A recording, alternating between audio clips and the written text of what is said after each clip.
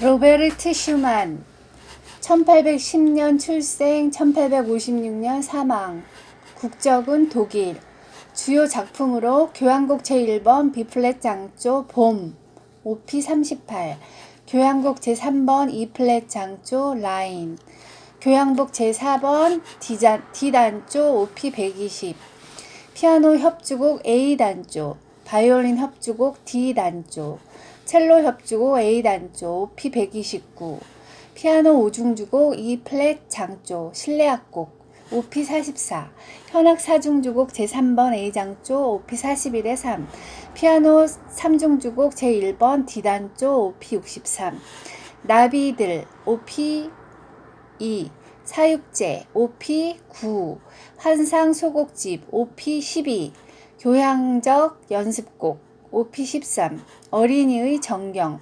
크라이슐레리아나 OP 16 환상곡 시장조 OP 17 여인의 사랑과 생애 시인의 사랑 OP 48 미르테의 꽃 OP 25 두 사람의 척탄병 외 6월 8일 작센 지방의 츠비카우에서 태어났다. 아버지는 교양이 높은 서적상이며 어머니는 아마추어이면서도 노래를 잘 불렀다. 일찍부터 음악적인 재능을 나타냈는데 7세 때 작곡을 시작하여 10세가 지날 무렵에는 이미 오르간곡을 썼다고 한다. 츠비카우의 교회 오르가니스트에게 피아노를 배우는 한편 책을 탐독하여 스콧과 바이런에 경도하고 특히 장파울에게는 평생 변치 않는 경의를 품고 있었다. 또 슈베르트의 리트를 접하고 시와 음악의 완전한 융합에 커다란 감명을 받은 것도 이 무렵이었다. 1826년 16세 때 아버지를 잃고 어머니의 희망에 따라 법률을 배우기 위해 라이프치히 대학에 입학, 다시 하이델베르크 대학에 진학했다. 그러나 음악의 꿈과 집착을 끊지 못하고 1830년 20세 때 마침내 어머니의 승낙을 얻어 또다시 음악의 길에 전념케 된다. 작곡을 돌은 피아노를 비크에게 배우기 시작했으나 너무 무리한 연습을 한 결과 오른손의 약손가락을 다쳐 피아니스트로서의 장래를 단념하지 않을 수 없었다. 이후에는 주로 창작에 전력을 기울이게 되었는데 그 대상이 피아노 곡이 쏠리게 된 것도 부득이한 일이었다. 1830년 이후의 유럽 사회는 절대왕정에서 시민사회로의 격동기에 해당하여 혁명과 반동이 복잡한 세력 관계를 나타내고 있었다. 그렇지만 베토벤이나 슈베르트를 비롯해서 대가를 잇따라 이른 음악계는 변함없는 형식주의에 지배되고 있었다. 이 풍조를 마땅치 않게 생각했던 슈만은 비크 등과 함께 1834년 음악 신보를 창간하고 보수적 형식적인 음악에 대해 적극적인 개혁을 시도했다. 그는 플로레스탄이나 오이제비우스 등의 필명으로 많은 논문과 평론을 지상에 발표하고 근대 음악 비평회의 길을 개척해 갔다. 또한 당시 무명이었던 쇼팽과 브람스도 그에 의해 세상에 소개되었다. 창작 면에서는 교향적 연습곡, 사육제, 어린이의 정경 등의 명작 피아노 곡이 완성되어 갔는데 아직 많은 팬들을 확보하지는 못했다. 1836년 26살 이래 그는 스승 비크의 딸인 인류 피아니스트였던 클라라를 뜨겁게 사랑하여 정식으로 청혼한 적도 있으나 비크는 슈만의 불안정한 생활을 이유로 거절했다. 또한 비크는 두 사람 사이를 갈라놓기 위해 딸을 데리고 연주 여행을 가버리는 등 끝까지 그들의 결합을 반대하였다. 그러나 재판을 벌인 결과 두 사람의 결혼은 마침내 성사되는데 과연 낭만파의 투장, 슈만다운 이야기이다. 창작 활동은 이 동안에도 쉼없이 계속되었으며 클라라의 도움도 있어서 음악가로서의 지위는 착실하게 쌓아 올려져 갔다.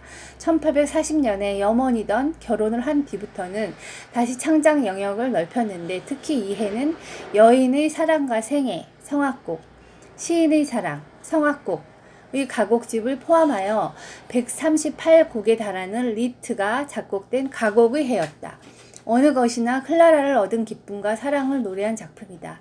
이듬해부터는 다시 규모가 큰 기악곡의 창작이 시작되어 이 해의 교향곡 제1번을 필두로 피아노 5중주곡과 4중주곡이 계속 작곡되어 갔다. 1843년 멘델스존은 그가 창설한 라이프치히 음악원의 교수로서 슈만을 초빙했다. 두 사람의 교우 관계는 이미 오래되었으나 그 예술적인 경향의 차이 때문에 멘델스존은 슈만의 타고난 재질을 충분히 이해하지 못하고 슈만도 또한 교직에 적합하지 않아서 1년 만에 그만두었다. 그 후 드레스덴으로 옮겨 개인 교수나 합창단 지휘자로 활동하면서 창작에 몰두했다. 드레스덴 시대의 작품으로는 교향곡 제2번과 피아노 제3중주곡 제2번 등이 포함됐다. 1850년에는 디셀도르프 시의 지휘자로서 초빙되어 3년간 재직하게 되는데 전부터 그 징후를 보이던 정신병이 심해지기 시작한다. 그 때문에 지휘자로서의 활동도 불가능해지고 모처럼의 지휘도 그만두게 된다. 다만 클라라와의 연주여행은 그 후에도 종종 하였다. 1853년 무명의 청년 음악가 브람스가 슈만을 처음으로 찾아갔다. 그는 이 후배의 타고난 재질을 꿰뚫어보고 따뜻이 대접했으며 다시 음악 신보에 오랜만에 평론, 새로운 길을 싣고 세상에 널리 소개했다. 이후 슈만 독일가와 브람스 독일의 친교는 오래 계속된다. 그러나 한때는 소강하던 정신병이 재발, 환상과 환청에 휘달리고 있었는데 갑자기 방을 뛰쳐나가 라인강에 몸을 던진 사건이 일어났다. 다행히 구조되어 본 근교의 정신병원에 입원했으나 병상은 나빠져 2년 후인 1856년 7월 29일 46세의 생애를 마쳤다. 풍부한 환상과 문학의 깊은 이해는 슈만을 독일 낭만파의 지도적 음악가의 한 사람이 되게 하는 커다란 요소였다. 다만 그 환상이 정신병으로 이어지는 것은 비극이라고 할 수밖에 없다. 창작, 연주뿐만 아니라 문필 활동을 적극적으로 전개한 것도 그가 근대적인 정신을 가진 음악가임을 나타내고 있다. 그의 가장 성공한 작품은 피아노 곡을 주로 한 심리적인 소품으로 그의 생활의 배경이 된 소시민 사회의 복잡한 상황을 반영하고 있다고도 하겠다. 이 점에서 같은 낭만주의자였던 바그너의 대작주의와는 대립이 되고 동시에 사회의 보다 큰 역사적 흐름에 대해 적극적인 행동력을 갖는 일도 없었다. 쇼팽과 리스트를 세상에 소개한 것은 슈만의 커다란 공적인데 그의 음악의 정신 내용은 같은 소품주의이면서도 쇼팽과는 질이 다르며 브람스가 그 가장 가까이에 있다고 하겠다.